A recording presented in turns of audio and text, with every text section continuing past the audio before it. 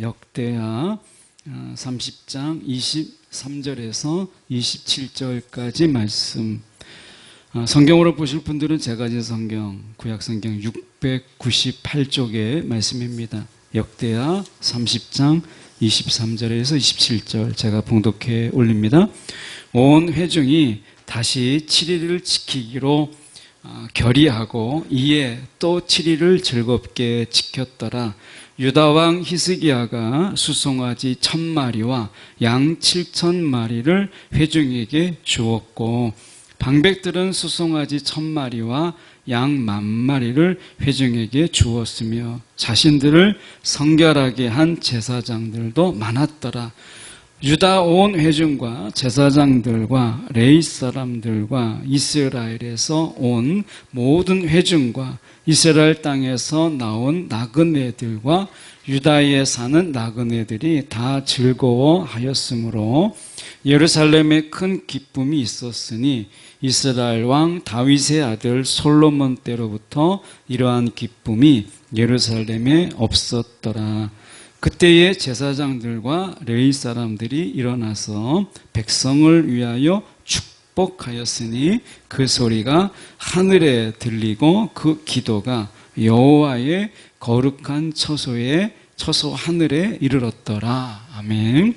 오늘 말씀 가지고 거룩한 처소에 닿은 기쁨이라는 제목으로 함께 말씀 나누기 원합니다. 우리가 쓰는 말 중에 기쁨이라는 말이 분명히 있죠. 그런데 그 기쁨이라고 하는 것이 성경 속에 있는 기쁨과 어떻게 다른가 라고 하는 것을 우리가 좀 먼저 생각해 봐야 될 것 같아요. 왜냐하면 기쁨이라는 이 말이 우리 안에 쓰는 말들과 성경이 어떻게 다른지를 우리가 먼저 확인하지 않으면 우리가 가진 생각으로 이 기쁨을 바라보게 되기 때문에 성경에서 말하고 있는 이 기쁨이라는 의미를 우리가 여러 다른 분들의 이야기를 통해서 저희가 좀 살펴보려고 합니다. 먼저 우리가 살펴보려고 하는 것은 18세기 미국의 이 대부흥을 일으켰던 영적 대각성 운동을 일으켰던 조나단 에드워드가 이런 이야기를 그가 했습니다. 이 기쁨이라고 하는 것, 하나님은 그분의 영광만을 추구하는 자에게 가장 온전한 기쁨을 약속한다. 그러니까 하나님의 영광을 구하는 자, 사람의 영광 또는 세상 속에서 우리가 명예나 자랑 이런 걸 찾지 않고 하나님의 영광만을 추구하는 자들에게는 하나님께서 가장 온전한 기쁨을 선물로 주신다는 거예요.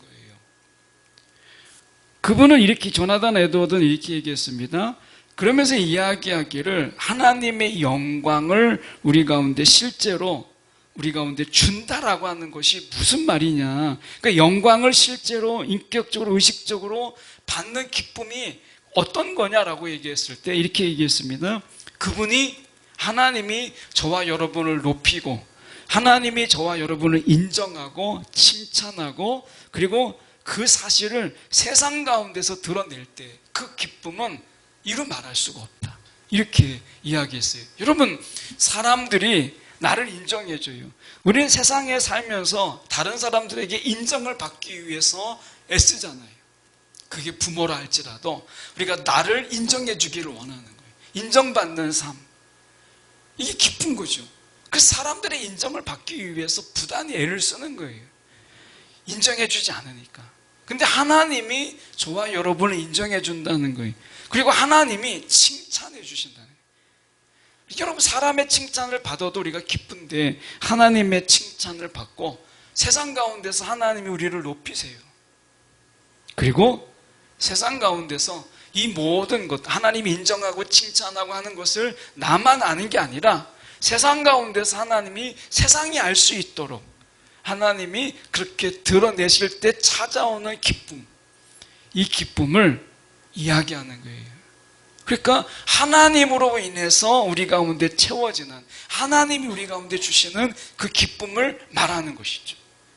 하박국 선지자는 기쁨에 대해서 이렇게 이야기했어요. 성경 우리가 잘 알고 있는 말씀이지만 비록 무화과 나무가 무성하지 못하며 포도나무에 열매가 없으며 감람나무에 소출이 없으며 밭에 먹을 것이 없으며 우리의 양이 없으며 외양간에 소가 없을지라도 이렇게 얘기했어요.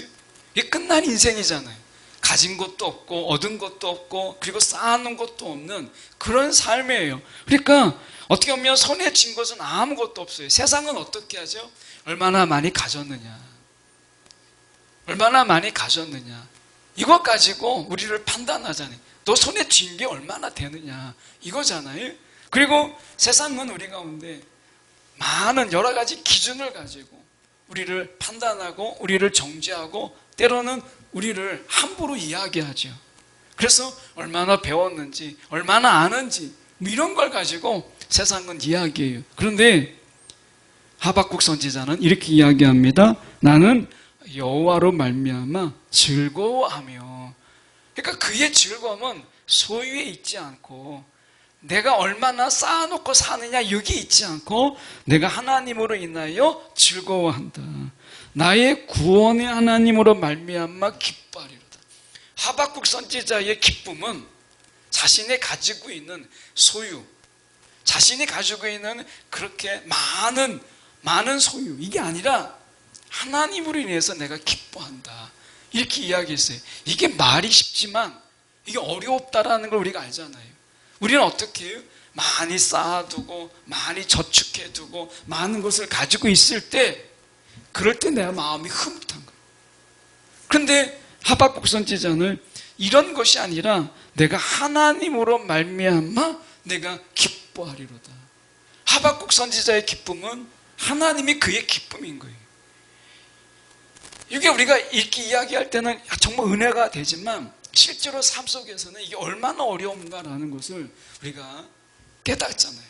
살면서 야, 이게 정말 맞나 싶은 거죠. 그런데 오늘 이 켄달이라고 하는 목사님의 이야기를 좀 더 들어보면 성경에서 말하려고 하는 기쁨이 이거구나라는 것이 좀 우리가 알지 않을까 싶습니다. 이 켄달 목사님이 이렇게 얘기했습니다. 온전한 기쁨을 원하는가? 이렇게 물으면서 이 기쁨은 바로 하나님 자신이다. 우리의 기쁨은 온전히 하나님이다. 하나님이 우리의 기쁨이다. 이렇게 이야기했어요. 그러면서 그분은, 하나님은 저와 여러분이 진실로 그 하나님을 경험하기를 원하신다. 결국 켄달 목사님이 기쁨이라고 하는 것은 무엇이냐면 하나님을 경험하는 것. 이게 우리가 가지는 최고의 기쁨, 온전한 기쁨이다. 이렇게 이야기했어요.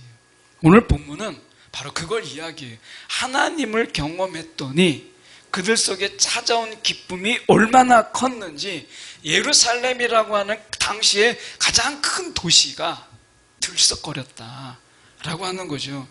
우리가 한국 초대 교회사를 읽어보면 우리가 원산 대부흥 있은 이후에 평양 대부흥이 있었어요.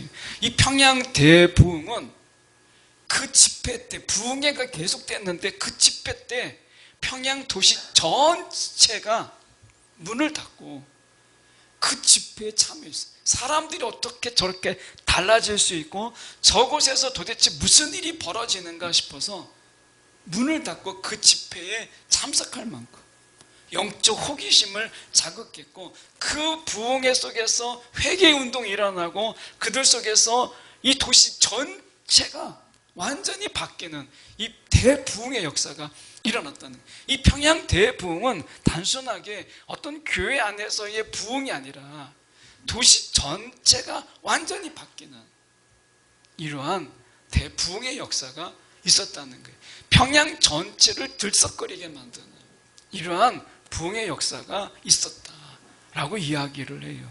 자, 이렇게 본다면 오늘 이 예루살렘이라는 도시 전체를 흔들어 놓은 이 엄청난 기쁨은 어디에 있는가라고 하는 거. 놀랍게도 예배였어요. 유월절을 지키는 거였어요. 이 유월절을 지키는 것은 그 시작은 히스기야 왕의 명령에 의해서 성전을 정화하고 성전을 정결하게 하고 정화하는 가운데 그동안 지키지 않았던 유월절을 우리가 한번 지켜보자. 유월절은 원래 첫째 달 14일에 유월절을 지키죠. 유월절과 무교절을 지키는데 그들이 이참에 한번 우리가 저 북이스라엘 사람들도 초청하고 온 유다의 사람들을 초청하고 그게 나그네이든 누구든 간에 다 초청해서 우리가 제대로 한번 예배 드려보자. 6월절 예배를 드려보자. 이렇게 하는 거예요. 그래서 우리가 둘째 달 14일에 지켜요.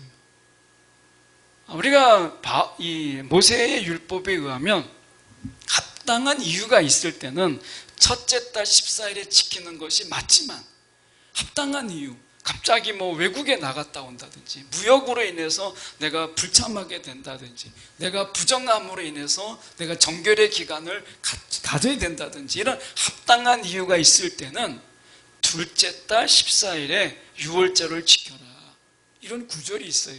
그래서 히스기야 왕이 이거를 근거로 해서 둘째 달 14일에 우리가 유월절과 무교절을 지키자. 그래서 이제 사람들을 보내어서 다 방을 띄워요. 그리고 사람들은 막 초청해요. 북이스라엘, 남유다와 북이스라엘이 갈라져서 얼마나 서로 간에 막 치고 싸웠잖아요. 그런데 북이스라엘 사람들까지 다 초청을 해요. 그리고 유월절을 지키는데, 유월절 지키는데 하나님이 얼마나 그들 가운데 기쁨을 더하여 주었는지 성경에 없는 전무후무한 일들이 일어났어요. 그게 뭐냐면 23절의 말씀해 보세요. 온 회중이 다시 7일을 지키기로, 일주일 동안 유월절 일주일 동안 예배를 드린 거예요. 쉽게 말하면 일주일 내내 제사와 예배와 찬양이 막 그 속에 있었는데, 일주일 동안. 그런데 그걸로 부족한 거예요. 우리가 이 기쁨을 이기지 못해서 다시 7일 동안 다시 한번 우리가 이 6월절의 절기를 다시 일주일을 연장해서 지키자, 이렇게 한 거예요. 여러분, 율법에 요구하는 것은 최소치예요. 내가 율법을 지키면 되지 라고 하지만 율법은 최소의 수치예요. 이들은 어떻게 했냐면 일주일뿐만 아니라 더한 일주일을 그들이 지켜요. 우리가 법이라고 하는 것이 최소의 도덕이거든요. 그러니까 이 법이라고 하는 것은 최고의 덕이 아니에요. 도덕이 아니라 아주 가장 낮은 최소의 도덕이죠. 율법도 마찬가지예요. 내가 율법을 지키면 다 지킨다? 아닙니다. 율법은 최소의 도덕이에요. 그러니까 하나님이 말씀하신 거예요. 율법을 지켜라. 그러니까 예수님께 찾아오잖아요. 어떻게 하면 영생을 얻으리까? 라고 찾아온 이가 있었어요. 근데 너가 율법을 지켰느냐? 내가 율법을 어려서부터 다 지켰습니다. 이렇게 자신 있게 이야기하잖아요. 근데 한 가지 부족한 게 있다, 이렇게 말씀하시잖아요. 여러분, 율법이라고 하는 것은 가장 낮은 단계에 하나님이 이것은 적어도 너가 최소한 하나님의 백성으로서, 언약의 백성으로서 이거는 너가 좀 행해라, 이거는 너가 좀 살아야 되겠다, 하나님 백성답게 하나님의 백성으로서 너는 이것을 해라, 이게 최소치예요. 근데 우리는 어떻게 하냐면 율법을 지키면 다 지킨 거로 생각하죠. 근데 지킨 걸로 따지면 바리새인들이 정말 잘 지켰거든요. 아무도 따라갈 수가 없어요. 그런데 예수님께서 어떻게 하셨어요? 바리새인들을 책망하죠. 이유가 뭐예요? 가장 낮은 단계. 지금 이 유월절을 지키는데 그들이 어떻게 이야기해요? 일주일 동안을 더 연장해요. 그래서 이 기쁨이 너무나 기쁜 나머지 6월절을 한 주 더 연장해서 그들이 예배와 찬양, 하나님 앞에 제사 이렇게 드리는 거예요. 일주일 동안 더 연장해서. 그랬더니 히스기야 왕이 가만히 있을 수가 없잖아요. 그러니까 24절에 보면 히스기야가 자기 재산에 숫송아지 1000마리와 양 7000마리를 회중에게 주었어요. 예배하고 또 화목제물 속에서 같이 먹고 어울리도록 우리가 송아지 1000마리와 양 7000마리를 회중에게 내줬어요. 그랬더니 귀족들이 가만히 있을 수가 없잖아요. 방백들, 다시 말하면 그 당시 귀족들이 숫송아지 1000마리와 양 10,000마리를 회중에게 주었다, 내어주었다. 여기 찾아온, 예배 드리기 위해서 온 자들은 가진 것이 없는 나그네도 있었어요. 이스라엘 속에 끼어서 있는 어떤 이방인도 있었어요. 그러니까 그들이 가난한 자도 있었고 많은 것을 가진 자도 있죠. 근데 누구도 예외되고 누구도 소외되지 아니하고 이 예배 가운데 다 참여한 거예요. 오늘은 종교개혁 508주년 되는 종교개혁 기념일입니다. 근데 이 종교개혁이라고 하는 것이 무엇이냐면 누구도 소외되지 않고 누구도 예외되지 않고 하나님 안에서 함께 우리가 기쁨을 누리는 것. 이게 종교개혁이에요. 왜냐하면 당시에 사제들이 가지고 있었던 성경이 라틴어 성경이었어요. 라틴어는 쓰는 사람만 쓰지 일반 사람들은 쓰지 못하는 거예요. 일반 사람들이 성경에서 소외됐어요. 하나님의 말씀 속에서 격리가 됐어요. 그런데 독일어로 번역되고 영어로 번역되는 그런 가운데서 이제 소외된 자들이 함께 말씀을 보고 하나님 앞에 그들이 직접적으로 거치지 않고 하나님께 바로 나아가는 이런 일들, 그들이 하나님 앞에서 더 이상 예외자가 아니고 그리고 하나님 앞에서 저 소외자가 아니라 함께 예배드리는 것, 이게 종교개혁의 깊은 의미거든요. 지금 오늘 본문에 이 6월절 속에서 누구도 예외되거나 누구도 소외되지 않고 가난하기 때문에 내가 병들었기 때문에 내가 힘이 없기 때문에 내가 과부이기 때문에 이런 게 아니에요.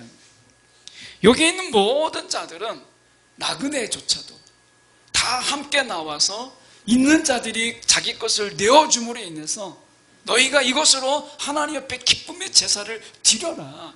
자신의 재산을 다 내놓고 필요에 의해서 내놓고 함께 기뻐했어요. 이게 종교개혁의 의미랍니다. 누구도 소외되지 않고 누구도 예외되지 않는 것. 이게 종교개혁의 의미. 이게 6월절에 히스기야의 6월절 절기에 이런 종교개혁적인 의미가 일어난 거예요. 말씀해 보면 25절에 이렇게 말씀하잖아요. 25절에 보면 유다 온 회중과 제사장들과 레위 사람들과 이스라엘에서 온 모든 회중과 이스라엘 땅에서 나온 나그네들, 이스라엘 땅에서 나온 나그네, 정처 없잖아요. 무슨 돈이 있겠어요? 땅 두고 나왔는데. 그러니까 너무 가난하죠. 이스라엘 땅에서 나온 나그네들과 유다에 사는 나그네들이 다 즐거워하였다. 누구도 예외되지 않았다. 이게 종교개혁이거든요. 자, 그런 의미에서 우리가 보면 시편의 말씀에 이렇게 이야기합니다. 시편 4편 7절의 말씀에 보면 주께서 나의 마음에 큰 기쁨을 채워주시니, 이것은 다윗의 시예요. 하나님이 나에게 큰 기쁨을 채워주셨는데 이 기쁨은 곡식과 새 포도주가 가득할 때, 그 수확할 때의 기쁨과는 비교할 수 없을 만큼 큰 기쁨이었다. 다윗에게 하나님이 이 엄청난 기쁨을 주었다는 거예요. 시편 100편은 감사의 시예요. 거기에도 보면 온 땅이여 여호와께 즐거운 찬송을 부를지어다. 기쁨으로 여호와를 섬기며, 기쁨으로 여호와를 섬기며, 이렇게 돼 있어요. 그러면 다윗이, 하나님이 다윗에게 큰 기쁨을 주었는데, 수확의 기쁨보다 더한 기쁨을 하나님이 다윗에게 주었는데, 다윗이 어떤 자냐? 다윗은요, 예배자예요. 다윗이 어떤 예배자냐? 이 매트 레드맨이라고 하는 분이 하나님 앞에 선 예배자라는 책을 썼는데, 여기에서 다윗의 예배를 이렇게 표현합니다. 사무엘하 6장 21절과 22절의 말씀을 가지고 이 매트 레드맨이라는 분이 이렇게 설명해요. 내가 여호와 앞에 뛰놀리라. 내가 이보다 더 낮아져서 스스로 천하게 보일지라도. 그러니까 하나님의 언약궤가 들어오니까 바주침이 내려가는 줄도 모르고 막 춤추며 기뻐했던 다윗, 예배자 다윗에 대해서 그는 이렇게 이야기합니다. 그는 자신의 공적인 입장을 잊어버렸다. 군중 속에 있는 어떤 한 명이 아니라 그 자신은 공적인 입장을 다 잊어버리고 찬양의 불로 활활 타올랐다. 이 찬양하는 자로. 그런데 그 자신을 잊어버렸다. 자신을 잊어버릴 만큼 찬양에 막 몰두했다. 다윗의 예배는 어떤 거였냐면 자신이 없어요. 그냥 하나님만 있는 거예요. 자신이 없이 그냥 하나님, 지금 내가 없다는 말이 뭐겠어요? 근심 많은 나. 우리가 예배 자리에 와도 여전히 내가 예배 자리에 왔고 하나님 앞에 왔지만, 우리가 예배를 설교를 듣는 중에도 아마 그런 경험이 있을 거예요. 설교를 듣는 중에도 막 생각 속에서는 근심이 떠나지 않아요. 이걸 어떻게 풀지? 이 문제를 어떻게 해결하지? 마음에 막 진 눌려 있어요. 돌덩어리 하나가 막 얹혀 있는 것 같아요. 찬양을 부르는데도 기쁨이 아니라 돌덩이 하나가 막 눌려 있어서 입이 열리지 않고 마음이 열리지 않아요. 그런데 다윗은요, 하나님을 찬양하고 하나님을 예배했는데 자신이 없어요. 자신이 잊혀버렸어요. 이거 말은 뭐겠어요?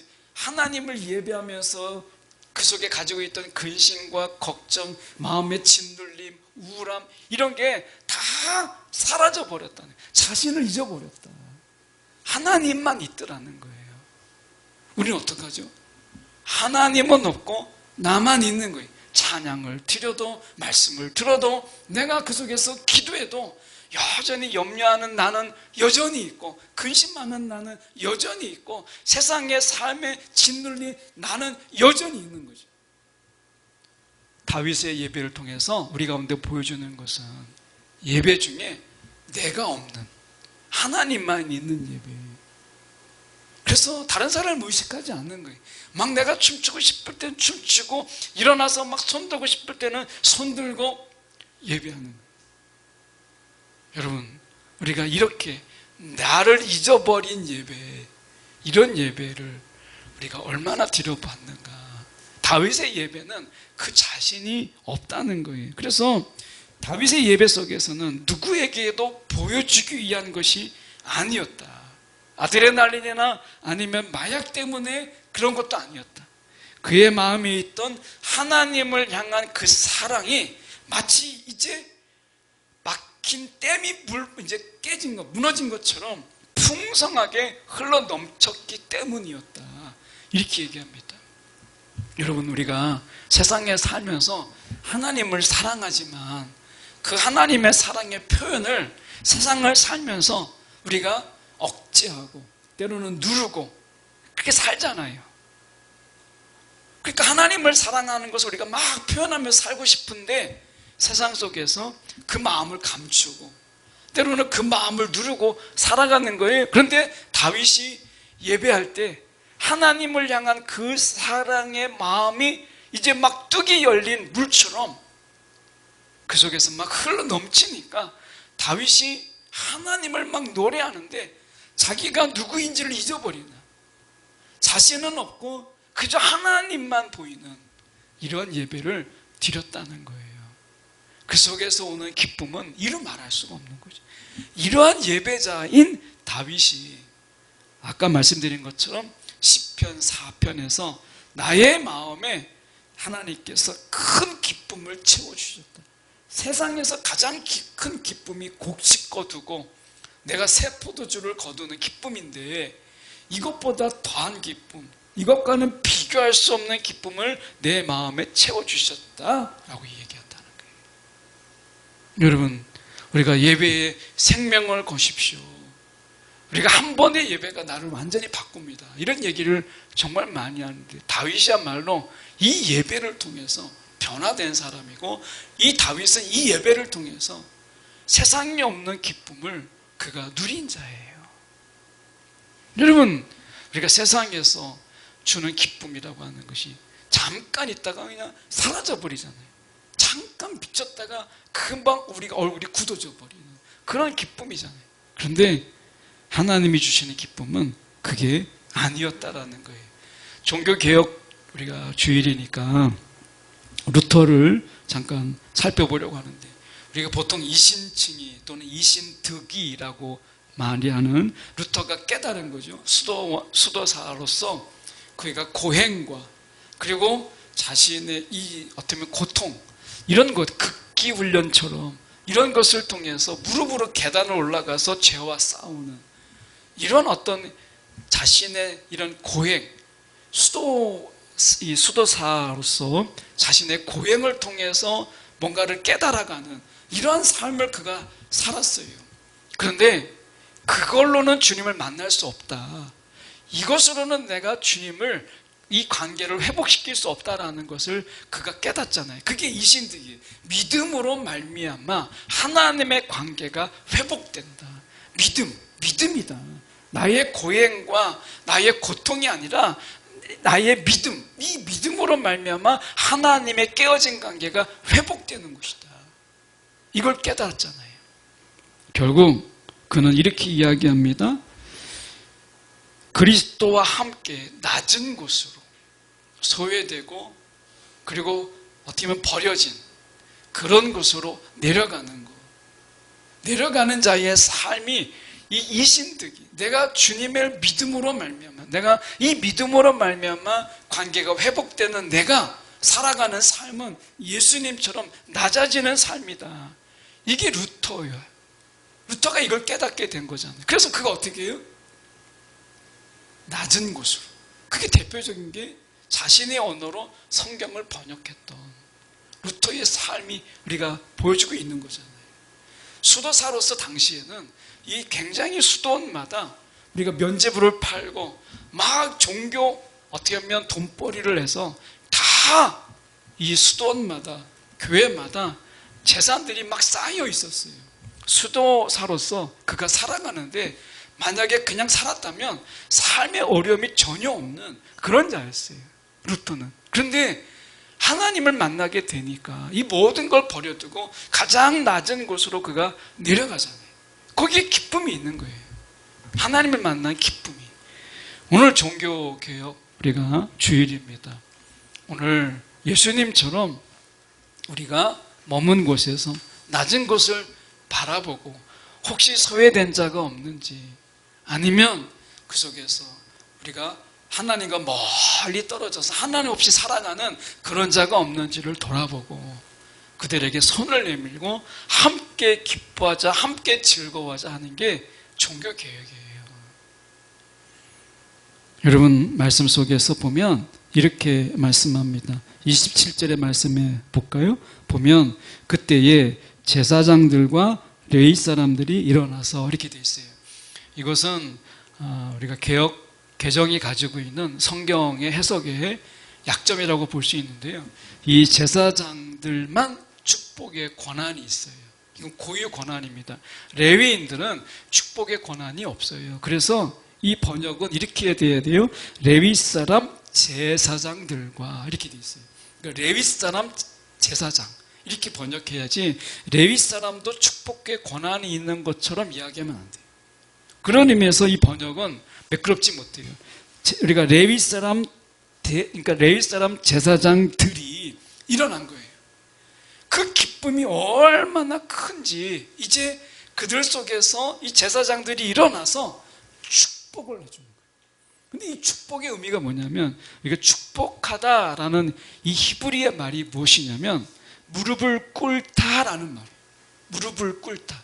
우리가 생각할 때는 이 무릎을 꿇는 게 뭐냐면 존경과 경외를 드러내는 것인데 우리가 사람의 업적에 따라서 우리가 평가되는 것이 아니라 그 존재 자체를 인정하고 기뻐하신다. 이게 축복이에요. 너의 존재를 하나님이 인정하시고 너의 존재가 하나님의 기쁨이야 라고 하는 것이 축복인 거예요.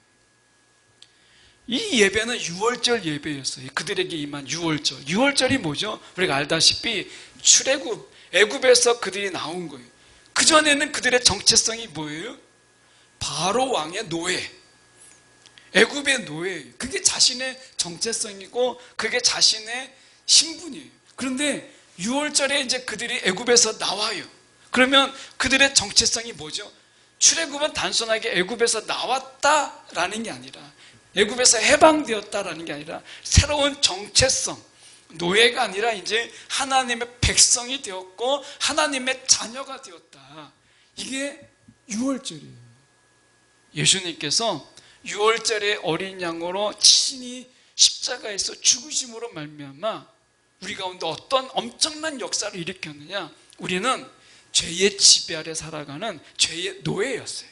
세상의 노예였어요. 그랬던 우리가 예수님께서 친히 어린 양이 되시고 그 피를 흘리심으로 말미암아 우리가 하나님의 형상, 깨어진 하나님의 형상이 회복됨으로 인해서 하나님의 자녀가 되고 하나님의 백성이 되었다, 이 말이에요. 이 말이 뭐죠? 유월절의 의미는 우리의 존재만으로 하나님이 기뻐하신다, 이거예요. 그런 존재가 되었다라고 하는 거죠. 이게 정말 우리가 세상에서 이걸 너무 쉽게 우리가 잊어버려요. 세상이 이것에 우리가 허용하지 않거든요. 세상은 어떻게 해요? 가진 것, 얼마나 많은 성과, 얼마나 많은 업적을 우리가 살면서 너가 거뒀느냐, 이걸로 우리를 사람을 평가하잖아요. 그런데 하나님은 우리가 있는 존재, 우리의 존재만으로도 하나님이 영광을 받으시고 우리의 존재만으로 하나님이 기뻐하시는, 이게 유월절이에요.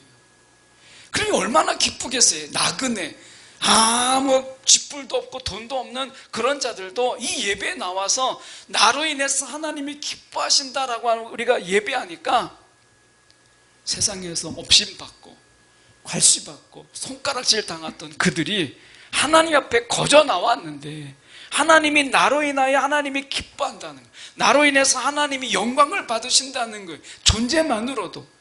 그러니 그들의 마음이 얼마나 기쁘겠어요. 그런 예배 중에 제사장들이 일어나서 축복하는 거예요. 축복이 뭐라고요? 너희의 존재만으로 하나님이 기뻐하신다. 이것을 선포하는 게 축복이에요. 우리가 자녀를 축복하라고 이야기하잖아요. 이 축복이라는 게 뭐예요? 자녀를 축복하는 거예요. 그러면 너희의 존재만으로, 너가 우리 가정에 있는 것만으로도 기쁨이 되고 즐거움이야. 이게 축복이에요. 축복을 우리가 잘못 생각하면 너 잘 되라, 앞으로 일이 잘 풀려라, 이게 축복이라고 생각하지만 축복은 그 본래적인 의미는 너의 존재 자체가 이미 우리 가정의 기쁨이야. 너가 있음으로 인해서 우리가 행복해, 이렇게 말하는 게 축복이라는 거예요. 유월절은 이걸 회복하는 거예요. 여러분, 내가 하나님 앞에서 많은 일을 했던, 그리고 아무리 작은 일을 했든, 그리고 어떨 때는 아무 일도 하지 못했다 할지라도 내 존재, 우리의 존재가 하나님에게 기쁨이 된다. 이게 유월절이에요. 여러분, 우리가 종교 개혁 주일이에요. 우리가 회복해야 될 것이 무엇이냐면 하나님 안에서 누구도 예외 없이 하나님의 영광, 너 존재만으로 하나님의 기쁨이야 라고 하는 것입니다. 저는 이 말씀 속에서 누가복음 15장에 탕자 이야기를 다시 우리가 함께 나누고 싶기를 원해요. 돌아온 탕자 또는 탕자의 비유 이렇게 얘기하지만 지금 이제 탕부의 비유로 많이 이야기하죠. 그러니까 그 아들이 있어요. 아들이 재산을 다 써요. 아버지가 어렵게 모은 재산을 허랑방탕하게 다 써요. 그러다가 아버지께로 돌아오죠. 돌아올 때는 내가 자식으로 돌아온 게 아니에요. 아버지가 일꾼도 많고 아버지가 일할 곳이 많이 있으니까 내가 아버지께로 와서 일꾼으로 내가 온 거죠. 그런데 아버지가 그 아들을 보자마자 입맞춤하고 옷을 새로 입히고 신을 신기고 그리고 결정적으로 반지를 끼워주죠. 아들이다. 너가 세상에서 나가서 허랑방탕하게 다 쓰고 와도 거지가 돼서 상거지가 되고 그렇게 돌아왔어도 냄새 풀풀 나고 썩은 내가 나지만 너는 내 자식이야. 달라지지 않아. 이게 탕자의 비유에서 나오는 거잖아요. 이게 유월절의 기쁨이라는 거예요. 여러분, 오늘 우리가 잊지 말아야 될 건 사단이 우리 가운데 계속해서 우리를 고소하고 고발하는 게 뭐죠? 너 한 게 뭐가 있어? 너 이룬 게 뭐야? 이것 가지고 우리를 계속해서 공격하잖아요. 근데 기억하십시오. 하나님은 저와 여러분의 존재만으로 하나님이 기뻐하신다. 이게 축복인 거예요. 그러니 우리가 뭔가 막 소득이 있고 막 소출이 있고 이런 것 때문에 기뻐할 게 아니라 그 하나님, 나를 인정해주고 나를 칭찬해주고 나를 통해서 하나님이 영광을 받으시고 나를 통해서 기뻐하시는 그 하나님이면 우리도 기뻐할 수 있는 거죠. 이 기쁨이 우리 가운데 있는 것, 이 기쁨을 우리가 기억하고 그분을 노래하는 것, 이게 예배라는 거예요. 예배는 한 주 동안 내가 세상에 살면서 실패도 하고 때로는 세상에 살면서 근심하다가 시간을 보내기도 하고 뭐 특별하게 이런 것도 없고 내가 뭘 했나 싶은 그런 순간의 시간이 우리가 일주일 동안 보냈다 할지라도 이 자리에 나오면 하나님이 막 어서 와라, 하나님이 반기시고 하나님이 막 보듬어주고 우리를 인정해주고 하나님이 내가 너만 있으면 내가 너무 기뻐, 이 말씀을 우리 가운데 하시기 때문에 이 자리가 오고 싶고 이 자리만 오면 인정받고 이 자리에 오면 내가 정말 살맛이 나는 내 존재의 가치를 새롭게 발견하는 이 자리가 예배의 자리라는 거예요. 그 속에서 기쁨이 있는 거죠. 오늘 27절 말씀에 보면 이렇게 말씀합니다. 하반절에 보면 우리가 그 소리가 하늘에 들리고 그 기도가 여호와의 거룩한 처소 하늘에 이르렀더라. 그의 기도, 그 기쁨 가운데 드려지는 그 기도가 하늘의 거룩한 처소에 그 하늘에 닿았다라고 하는 거죠. 우리의 예배가 정말 큰 기쁨 가운데 하나님께 드리는 기도, 이 기도가 땅에 떨어지는 것이 아니라 하늘의 거룩한 처소, 그곳에 이르는 이런 기도, 하나님의 응답이 있고 또 하나님이 우리를 지켜주시는, 하나님의 지켜주심이 있는 이러한 우리의 기쁨이 도시 전체를, 우리의 기도가 하늘의 거룩한 처소에 닿는 이러한 예배, 이런 예배를 우리가 드리는 저와 여러분 되기를 소망합니다.